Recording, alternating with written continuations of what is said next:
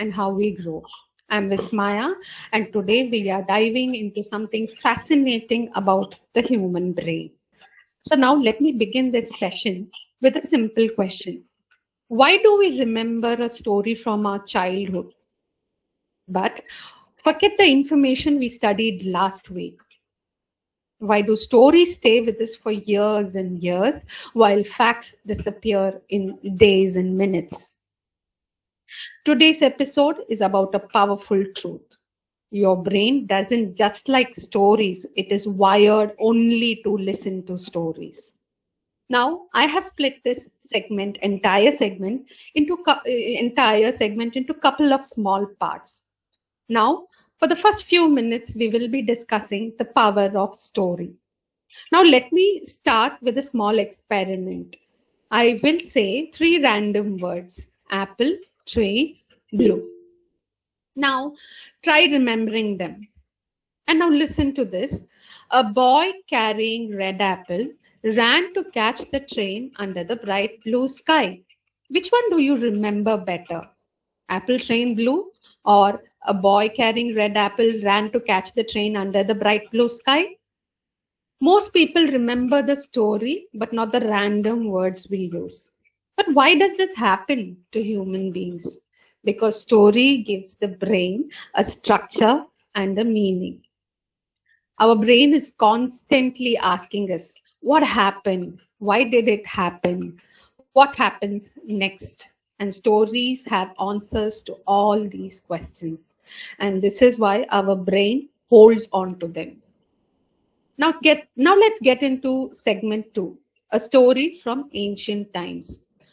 Thousands of years ago, humans did not have books, laptops, or even smartphones for that matter.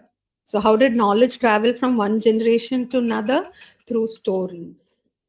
Tribes passed on informations in the form of food, where to find food, where the plants are dangerous, how to survive under harsh weather, but they didn't say a plant is poisonous. Instead, stories were told, stories were pictured on the walls, they were drawn on the walls. A hunter once ate red berries from the forest and fell sick for 3 days. The story carried information plus emotion and the consequence. And the brain remembers emotions more strongly than anything else. Now let's get into the third part of the same section, that is brain and the science behind the stories. When we listen to plain information, only parts of brains get activated. But when we hear a story, something amazing happens. Multiple parts of the brain start working together. For example, when someone says the warm smell of bread filled the room, your brain doesn't just process words, it activates the sensory areas responsible for smell and experience. Now, when someone says she ran through the crowded street, your brain activates the areas related to the movement and the action. So the stories activate the brain in a way that facts cannot alone. That is why storytelling is such a powerful tool. It's a powerful tool that is used in education, leadership, training, marketing, communication, and what not and where not. An example would be, imagine two trainers are teaching you the same concept. Trainer A is saying teamwork improves productivity by 30%, while the trainer B tells the story. A company once had two departments working separately. They rarely communicated and the projects went delayed. One day the manager brought them together to solve the single problem. Within a week they solved an issue, and that has been pending for 3 months. Now ask yourself, which one message will you remember clearly? Trainer A's story or what the trainer B just told you? Most people remember the story because stories show people conflict resolution and they are able to relate to it because they themselves have gone through it at a certain point. Our brain loves patterns like this. The patterns here I'm talking about is people, conflict, resolution, etc. Now, why stories improve learning?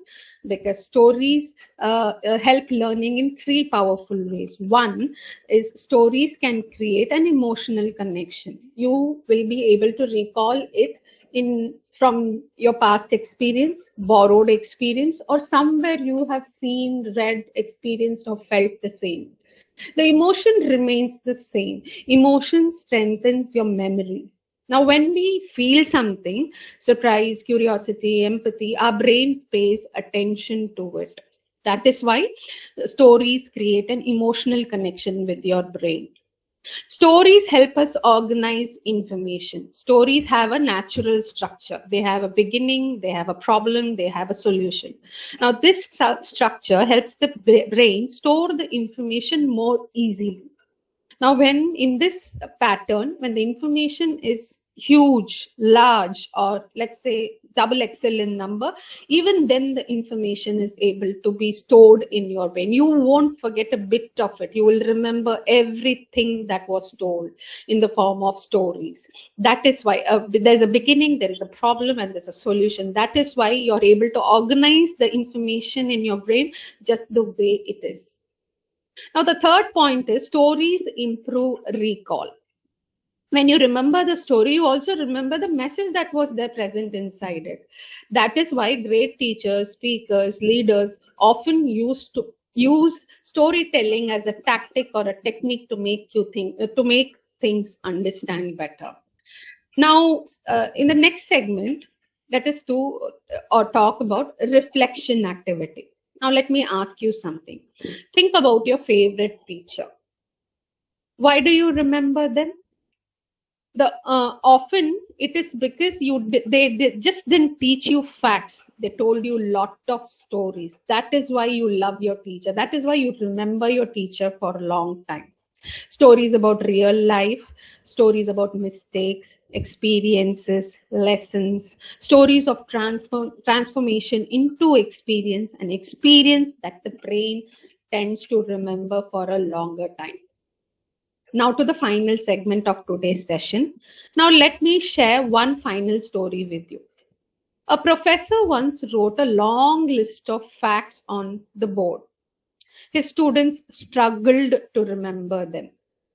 Next day, he turned to the story. He returned to the class with a story that connected every fact that was written on the blackboard yesterday. After telling the story, he asked the students to repeat this information. Now, this time, almost everyone remembered it. Each point they were able to recall exactly in the order that was put on the board. Now, students just didn't remember the list, they remembered the story that carried the list. Now, that's the power of storytelling. So, next time you want someone to remember your message, ask yourself, are you giving them the information or are you giving them the story?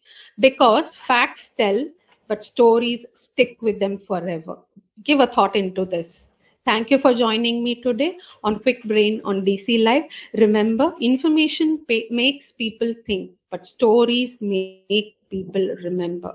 So until next time, keep learning, keep questioning, keep feeding your brain with powerful stories. And signing off, Vismaya. Thank you, Vismaya.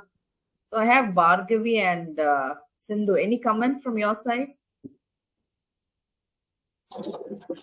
No, ma'am, it's very well said. Yeah, session was really good and informative as well. So, Vismaya, I heard when you talk about stories, Nani stories are a evergreen story for us, right? Though Yeah. mother is busy, all the nannies or nanas will make sure that from the childhood itself, we are bold, we are like very strong. They'll tell us all only about the positive story where we picturize ourselves in that place, right?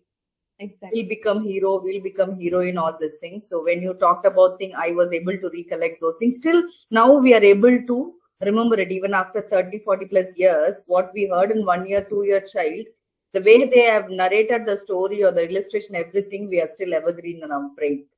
Thanks, Vismaya, bringing that such a wonderful session today. Thank you so much. Thank you. Thank you, Bhargavi and Sindhu, for being a part. Yeah. Thank you. Thank you.